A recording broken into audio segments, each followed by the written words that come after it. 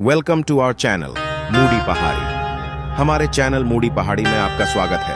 आज हम आपको Jim Corbett national park Ramnagar के सबसे नए जोन में से एक में ले जाएंगे।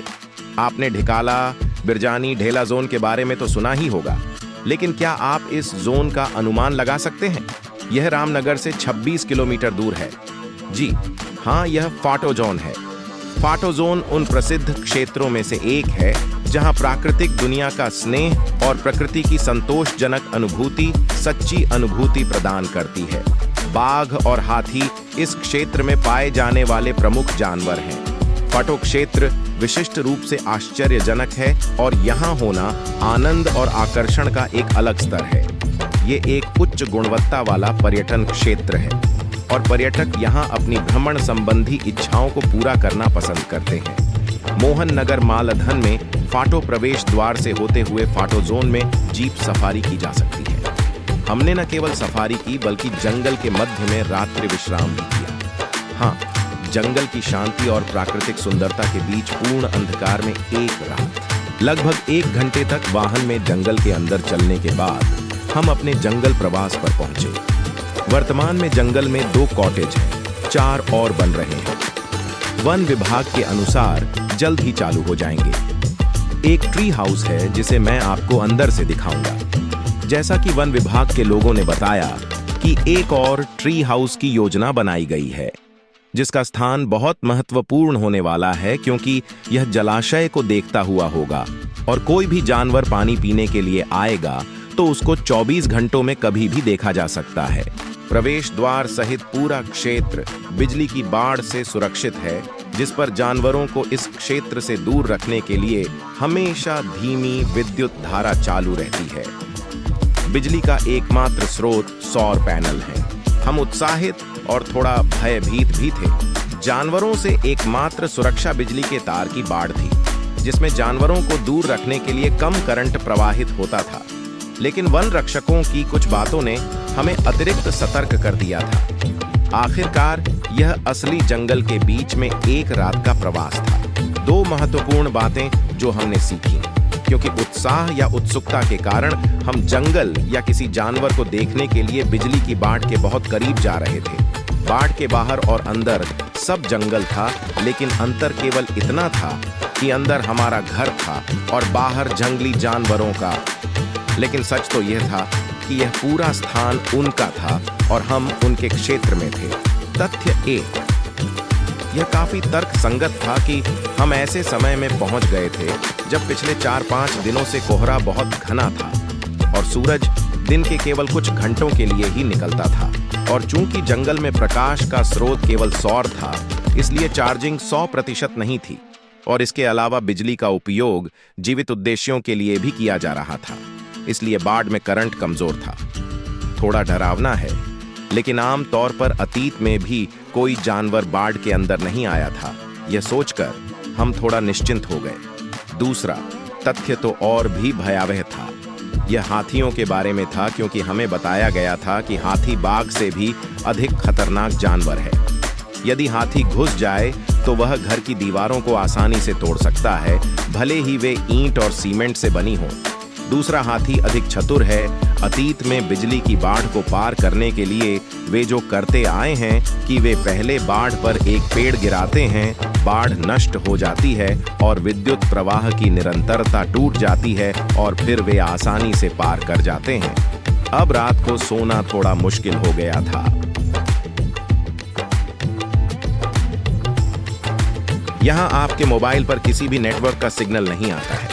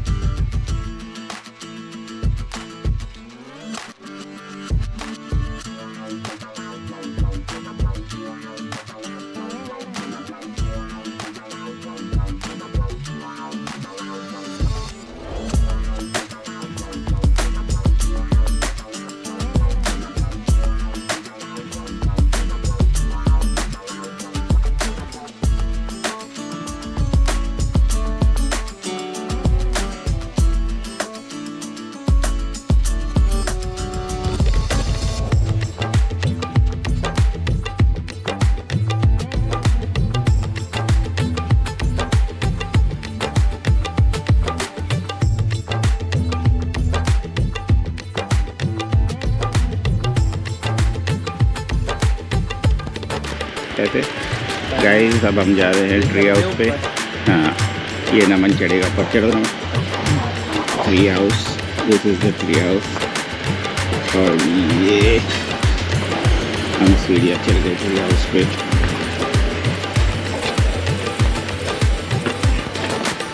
This is a house made on a tree. देखो कितना अच्छा, जंगल के बीच में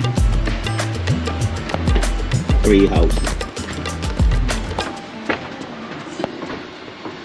यहाँ से देखो चारों तरफ जंगल भी दिखता है और आप इसी पे रहते भी हैं।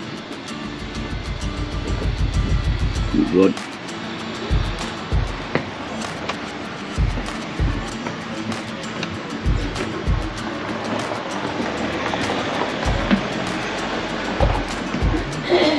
ये हम एंटर कर रहे हैं ट्री हाउस में। यहाँ तो वॉशरूम नहीं है, ट्री हाउस का है। होगा वो साइड में।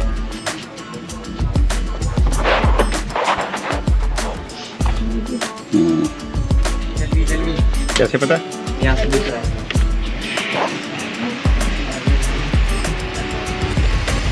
कोई कह के गया अभी।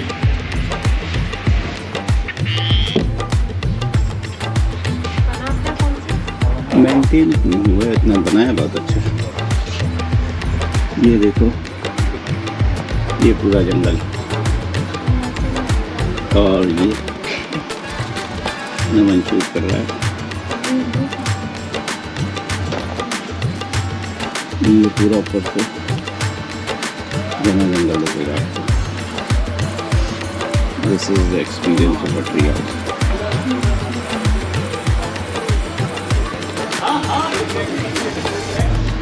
जो बीच में खड़े होंगे वो होंगे। क्या ये ट्री हाउस में रह रही है ये? ओके भाई, चलो अब नीचे उतरेंगे। अब नीचे उतरते हुए बना लो तुम अपनी शूटिंग करना। चलो अब नीचे उतरो ना। तब ये ये तो ऊपर ही है।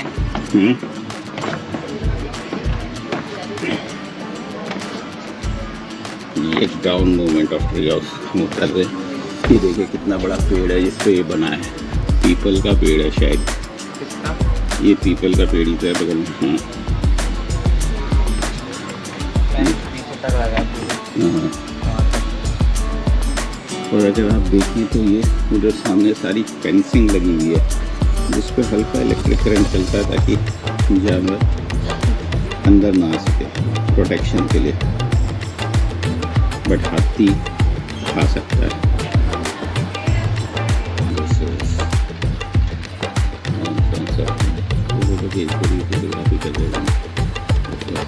अब मैं आपको रात की कुछ क्लिप दिखाकर यह समझाने की कोशिश करूंगा कि कितना अंधेरा था। यकीन मानिए, कोई कितना भी बहादुर व्यक्ति क्यों ना हो, वह रात में इस विश्राम गृह की एंट्रेंस तक भी नहीं जा सकता। मैंने व्यक्तिगत रूप से 2 बार प्रयास किया, लेकिन साहस नहीं जुटा सका। नाइट स्टे का हमेशा एक फायदा यह होता है कि जंगल में अद्भुत अनुभव के साथ साथ आपको सबसे पहले डेंस फॉरेस्ट देखने को मिलता है, जहां अन्य जिप्सियां 45 मिनट से अधिक समय के बाद पहुंचती हैं। और आप सुबह सुबह बिल्कुल शांति से जानवरों को देख सकते हैं। यहीं पर हमने बाघ देखा और आप विश्वास नहीं करेंगे कि जहां हम रात में रुके थे वहां से यह कुछ ही मीटर की दूरी पर था, क्योंकि यह नाइट स्टे बहुत घने जंगल में है। Wait for my early morning safari blog, जहां हमने बाघ को देखा और उसके बारे में एक बहुत ही दिलचस्प तथ्य जाना, जिसे मैं अपने अगले ब्लॉग में साझा करूंगा, इसलिए देखते रहें। अगर आपको हमारा वीडियो पसंद आए तो कृपया सब्सक्राइब करें और शेयर करें। धन्यवाद।